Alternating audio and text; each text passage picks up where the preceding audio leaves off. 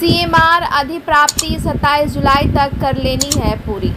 सरकार के दिशा निर्देश पर बीएसएफसी का रोहतास जिला इकाई बेहतर कार्य करते हुए एक मिसाल बनाने के लक्ष्य में लगी हुई है।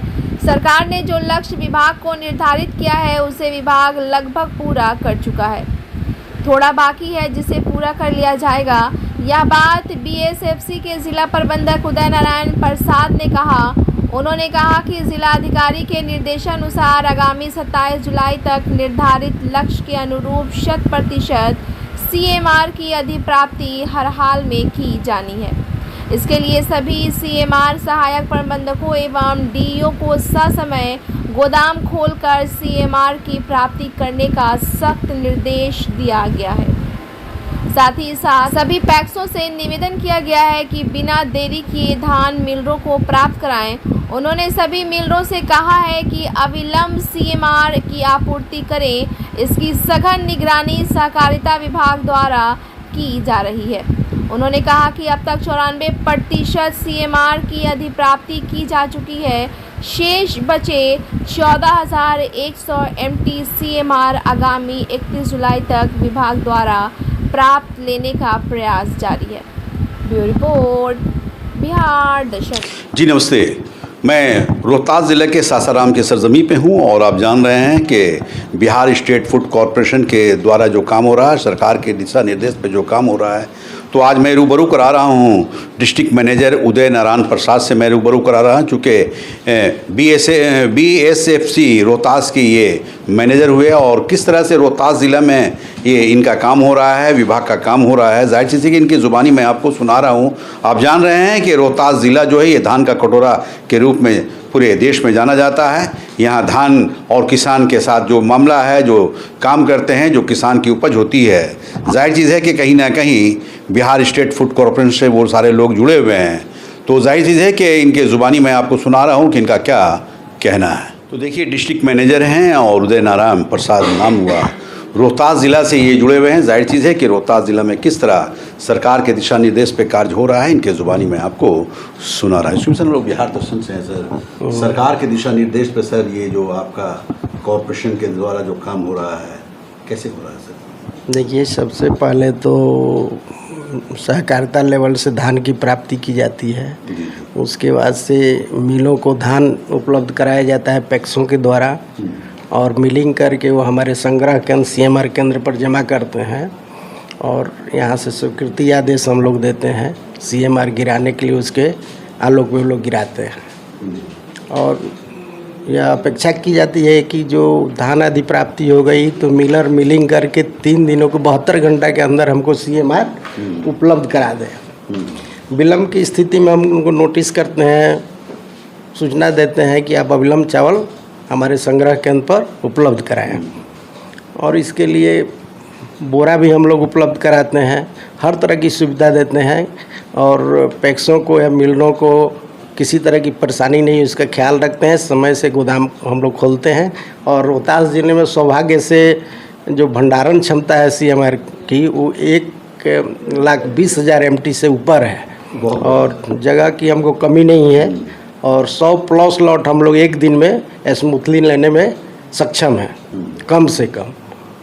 तो एक सवाल है सर कि चूँकि रोहतास ज़िला या सासाराम मुख्यालय है सर, धान का कटोरा कहा जाता है, यहाँ के किसान भी काफ़ी खुशहाल रहते हैं और सीएमआर अधिप्राप्ति का सबसे बड़ा जिला रोहतास है और इस वर्ष जो है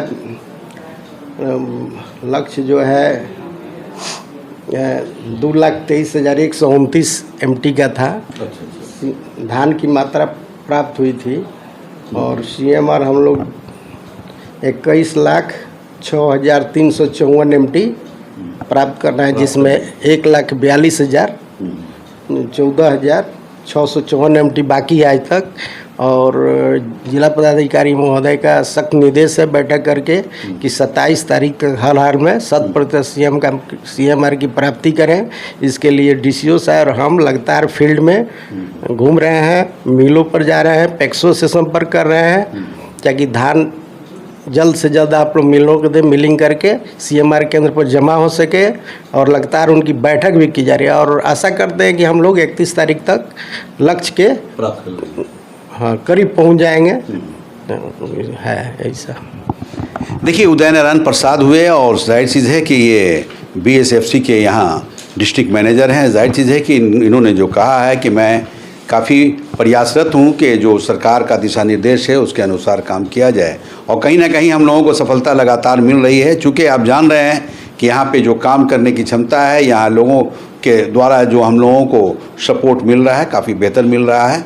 जो लक्ष्य दिया गया है उस लक्ष्य के करीब मैं पहुँच चुका हूँ। कुछ बाकी है जो आने वाले समय में उसे भी मैं पूरा आहार के बारे में आपने बताया है।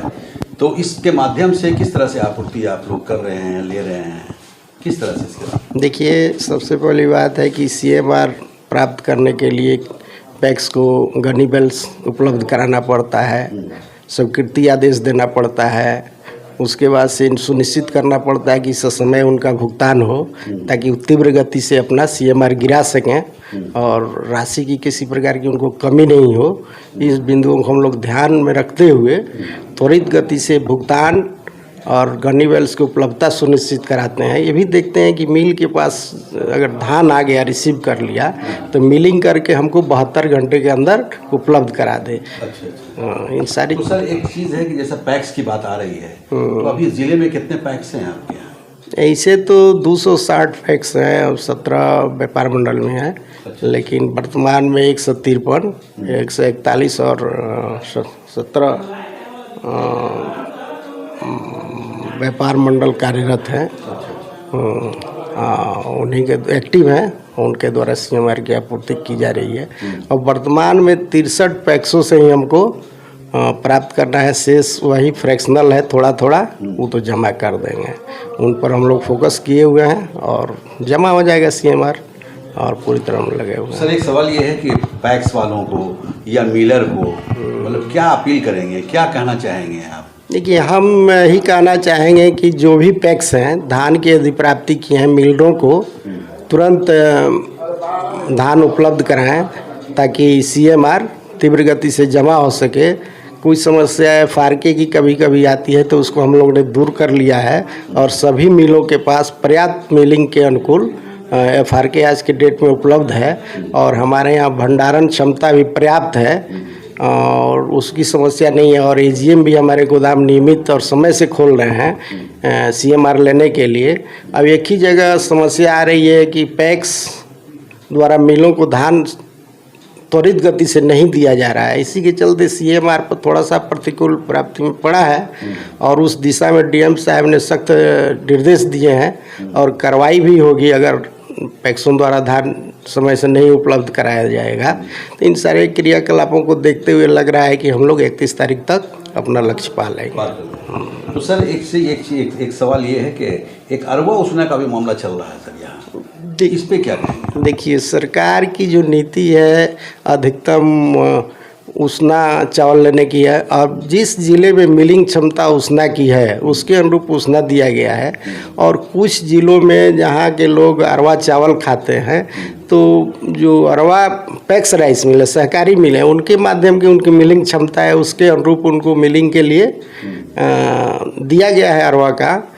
लेकिन मेन फोकस है उसना चावल ही, जो स्वास्थ्य के दृष्टिकोण से हो या गुणवत्ता के दृष्टिकोण से हो, सरकार का फोकस मैक्सिमम उसना चावल प्राप्त करने का है। वर्तमान में यहाँ 47 सहकारी मिल कार्यरत है जो अरवा चावल दे रही हैं और बाकी हम लोग उसना चावल ले रहे हैं। 29.5% का लक्ष्य था अरवा का और शेष उसना का, और उसी के अनुरूप हम लोग इस अधिप्राप्ति कर रहे हैं। देखिए, डिस्ट्रिक्ट मैनेजर साहब हैं और जैसा ये बता रहे हैं कि जो भी सरकार का दिशा निर्देश है उस पर हम लोग काम कर रहे हैं। रही बात उसना अरवा का, तो जाहिर चीज़ है कि अरवा चावल जो होता है और उसना चावल जो होता है उसके बारे में भी इन्होंने बताया है कि जैसा सरकार का दिशा निर्देश है कि उसना चावल पे ज़्यादा ध्यान देने की ज़रूरत है, क्योंकि उसना चावल एक ऐसा चावल है जो हर इंसान के लिए बेहतर है। और सबसे बड़ी चीज़ ये है कि यहाँ के लोगों के लिए भी इन्होंने अपील किया है कि आप लोग समय से काम करें और समय से अगर काम नहीं करेंगे तो निश्चित रूप से विभाग की ओर से आप लोग दोषी पाए जाएंगे और दोषी जब पाए जाएंगे तो आप लोगों के ऊपर कानूनी कार्रवाई की जाएगी। बिहार दर्शन से असलम परवेज।